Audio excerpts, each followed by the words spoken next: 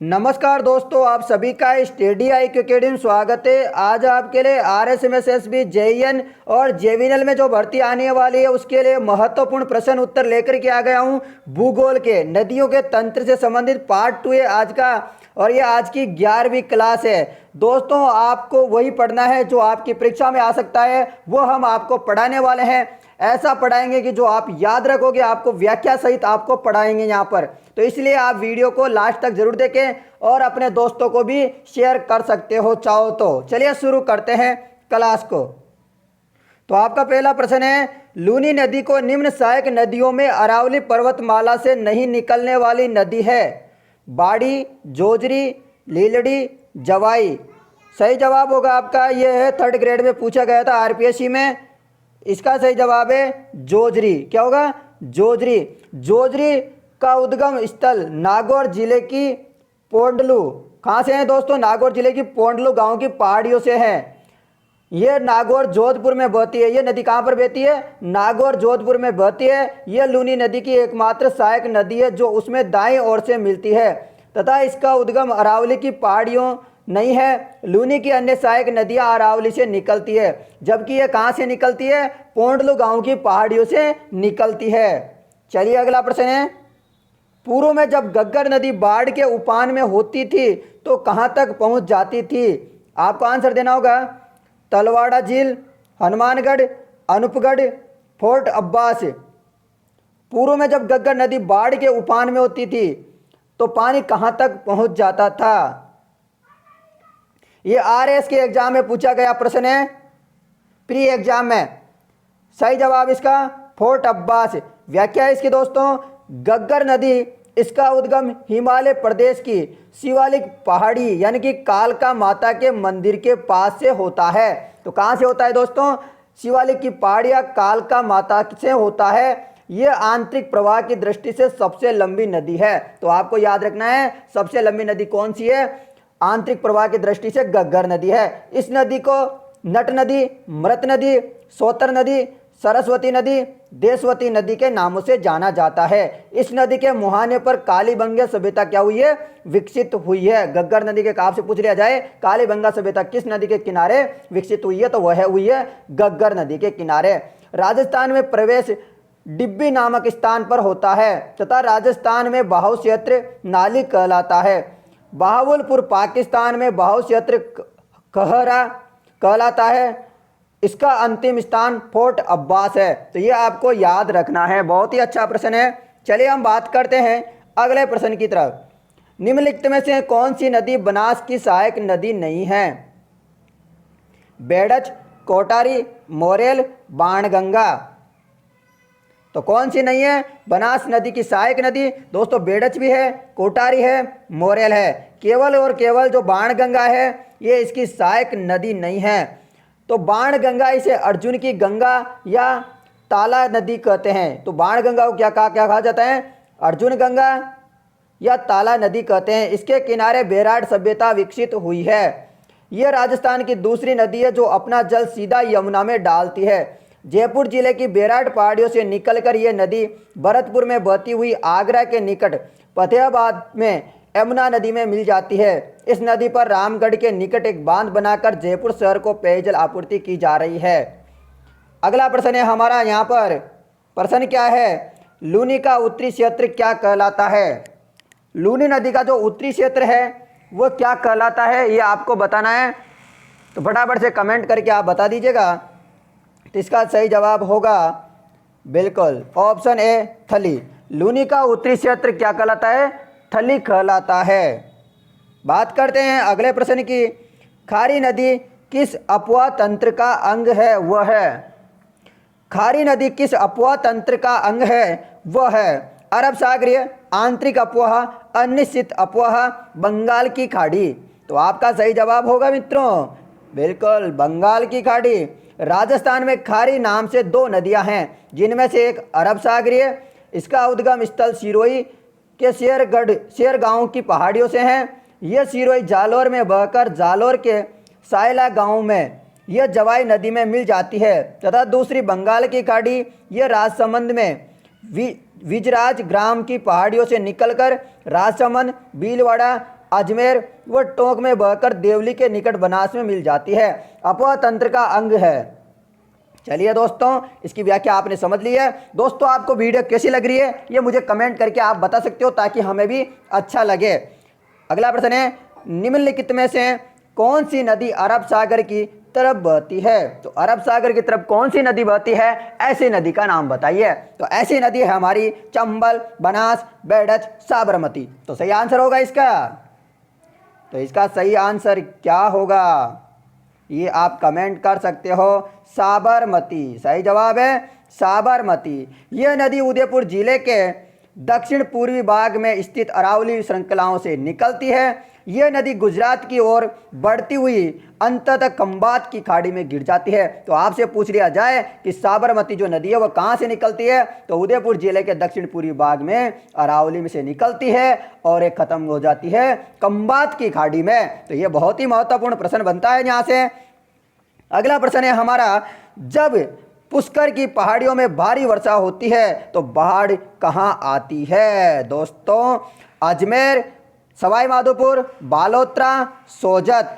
तो दोस्तों, इस प्रश्न का जवाब होगा बिल्कुल, बहुत ही महत्वपूर्ण प्रश्न है और इसका आंसर सही है बिल्कुल आपका बालोतरा। बिल्कुल बालोतरा हो जाएगा। अगला प्रश्न है, आप इसका व्याख्या बता देता हूं मैं पहले आपको। राजस्थान के दो शहर बालोतरा व हनुमान जंक्शन नदी के पेटे के नीचे अवस्थित है। अतः लूनी नदी में अधिक जल होने पर बालोतरा में व घग्गर नदी में अधिक जल होने पर हनुमानगढ़ जंक्शन में बाढ़ आ जाती है। तो बहुत अच्छा। चलिए अगले प्रश्न की बात करें हम। तो अगला प्रश्न है, राजस्थान के कौन से कस्बे का धरातल स्तर उसके पास की नदी के पेटे के स्तर से नीचे है? तो इसका प्रश्न का बिल्कुल सही आंसर है पाली, हनुमानगढ़, टोंक, बालोतरा। तो इसका सही जवाब क्या होगा दोस्तों? तो कौन से कस्बे का धरातल स्तर उसके पास की नदी के पेटे के स्तर से है, मतलब जो नदी का धरातल का स्तर है उससे भी नीचे है उस कस्बे का।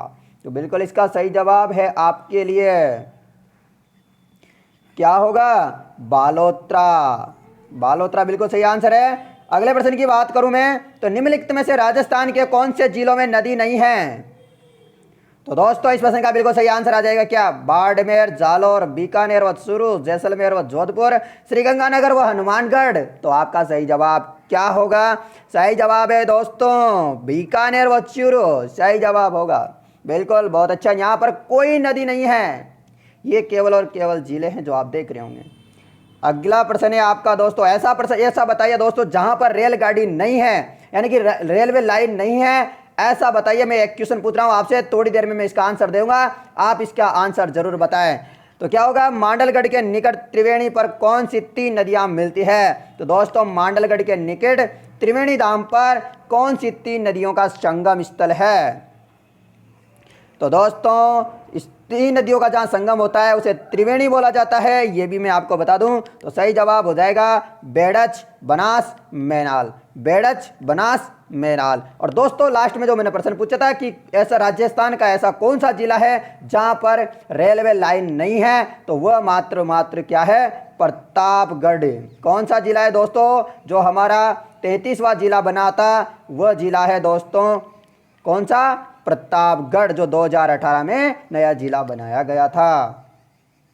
अगला प्रश्न है, राजस्थान राज्य की किस प्रशासनिक संभाग का अपवाह तंत्र अरब सागर और बंगाल की खाड़ी में मिलने वाली नदियों का अंश है? अजमेर, जोधपुर, कोटा, उदयपुर। तो हमारे इस प्रश्न का जवाब होगा क्या होगा? तो बताइएगा मित्रों। बिल्कुल सही आंसर है आप सभी का। तो दोस्तों, ये पटवारी के एग्जाम में पूछा गया प्रश्न है और इसका सही जवाब हो जाएगा उदयपुर। चलिए अगला प्रश्न की बात करें। कांटल की गंगा और कामधेनु के नाम से प्रसिद्ध नदियों के लिए सही सुमेलित युग में कौन सा है? तो दोस्तों, मैंने एक दिन पहले भी पढ़ाया था आपको, जो परसों क्लास ली थी तो उसमें बताया था मैंने कामधेनु किस गंगा का उपनाम है, और इस प्रश्न का जवाब में बताना होगा। लोहड़ी और परवन, बनास और काली सिंध, जोजरी और बाणगंगा, माही और चंबल। बहुत सारे विद्यार्थी बी ऑप्शन देने की कोशिश करेंगे पर बी ऑप्शन गलत होगा। इसका सही आंसर होगा डी ऑप्शन। माही को कहा जाता है कांटल की गंगा और जो है चंबल को क्या कहा जाता है? कामधेनु। दोस्तों, इसका प्रश्न का सही जवाब है अगली बात करें तो अगला प्रश्न है, और इसका दोस्तों प्राचीन नाम क्या था? चर्मणवती। क्या था दोस्तों? चर्मणवती, जो चंबल नदी का नाम था। अगले प्रश्न की बात करें, अगला प्रश्न है, निम्नलिखित में से कौन सी नदी कामधेनु नदी कहलाती है? तो दोस्तों अभी हाल ही में बताया, तो इसका प्रश्न का गलत कैसे आंसर दोगे आप? परवन, बनास, बाणगंगा और चंबल। तो चंबल सही जवाब है इसका, बिल्कुल ठीक है। दोस्तों क्लास पढ़ने में मजा आ रहा है या नहीं आ रहा है, ये बात तुरंत कमेंट करके बता दो मुझे। अजमेर की आना सागर झील में किस नदी का पानी आता है? बाड़ी, साबी, काकनी, चंबल। अजमेर की जो आना सागर झील है, तो दोस्तों इसमें केवल और केवल किस नदी का पानी आता है? जल आता है। तो आप बताएंगे इस प्रश्न का जवाब। तो इस प्रश्न का जवाब है बाड़ी का। तो दोस्तों अजमेर में जो आना सागर झील है, उसमें बाड़ी जो नदी है उसका पानी आता है। अगला प्रश्न है, सही सुमेलित करना है। अलवर, साबी, रूपारेल, उदयपुर, बनास, बेडच, करौली, जगर, गंभीरी, डूंगरपुर, बाणगंगा, मोरेल। तो दोस्तों ये प्रश्न बहुत ही अच्छा प्रश्न है और आप इसका आंसर दे पाएंगे, मुझे विश्वास है। प्रयोगशाला सहायक में पूछा गया प्रश्न है ये। सही जवाब है डूंगरपुर, बाणगंगा और मोरेल। 4 ऑप्शन सही होगा। अगला प्रश्न है, कौन सी नदी राजस्थान के आंतरिक अपवाह तंत्र से संबंध नहीं है? कौन सी नदी राजस्थान के आंतरिक अपवाह तंत्र से संबंध नहीं है? रूपगढ़, खांडेल, मेंढा, मित्री। सही जवाब होगा मित्री जो है आंतरिक अपवाह तंत्र से संबंध नहीं है, जबकि मेंढा, खांडेल, रूपगढ़, रूपनगढ़ सब क्या है? आंतरिक अपवाह तंत्र है। निम्नलिखित में से कौन सी एक बनास नदी की सहायक नदी नहीं है? मानसी, पार्वती, कोटारी, मोरेल। दोस्तों इसका प्रश्न का जवाब हो जाएगा आपका बिल्कुल क्या दोस्तों, जो है पार्वती चंबल नदी की सहायक नदी है, बनास की नहीं है। दोस्तों किसकी नहीं है? बनास की नहीं है, जबकि किसकी है? पार्वती जो है चंबल नदी की सहायक नदी है। उसके अलावा जो मानसी, कोटारी, मोरेल जो है बनास नदी की सहायक नदियां है। अगला प्रश्न है, सोम एक सहायक नदी है, साबरमती की, माही की, बनास की, लूनी की। तो इसका बिल्कुल सही आंसर होगा। तो दोस्तों इसका सही जवाब है माही। क्या है? सोम नदी जो है माही नदी की सहायक नदी है। अगला प्रश्न है हमारा, कौन सम्मिलित नहीं है? आपको नदी दे रखी इधर, इधर सहायक नदी। गंभीरी, मैसवा, माही, जाखम, काली सिंध, परवन, साबरमती, माजम। तो इसका सही जवाब हो जाएगा दोस्तों गंभीरी। मैसवा जो है यहाँ पर केवल गलत है। उसके अलावा बता दूं आपको, गंभीरी जो है वह है साबरमती की सहायक नदी, मैसवा की नहीं है, साबरमती की सहायक नदी है, इसलिए आपका ऑप्शन ए जो है सही होगा। जबकि माही की जाखम है, काली सिंध की परवन, साबरमती की माजम। अगला प्रश्न है, अपवाह क्षेत्र की दृष्टि से राजस्थान की नदी प्रणाली का सही अवरोही क्रम है। तो सही अवरोही क्रम क्या है, ये आप कमेंट करके बता सकते हो। तो इसका सही जवाब क्या हो जाएगा? बिल्कुल आप सभी को बताना होगा। बनास, लूनी, चंबल, माही अपवाह क्षेत्र की दृष्टि से राजस्थान की नदी प्रणाली का सही अवरोही क्रम। और इसका मैं दोस्तों आपको जो है अपवाह क्षेत्र भी बता देता हूं। बनास का अपवाह क्षेत्र है कितना? 45,833। और लूनी का जो आपका बताता हूं यहाँ पर पूरे महत्वपूर्ण जो है इसका पूरा बता देता हूं डाटा। तो बनास का तो हो गया आपका 45,833, लूनी का है 34,866 और आपका चंबल का है 18,446.05, माई का है 16,551.18। तो इस प्रकार आपका सही आंसर हो जाएगा। केवल और केवल सी ऑप्शन आपका सही आंसर है। अगला प्रश्न की बात करें दोस्तों, तो अगला प्रश्न है, राजस्थान राज्य में भू क्षेत्र की लंबाई की दृष्टि से नदियों का सही आरोही क्रम है। तो भू क्षेत्र के आधार पर बताना है आपको।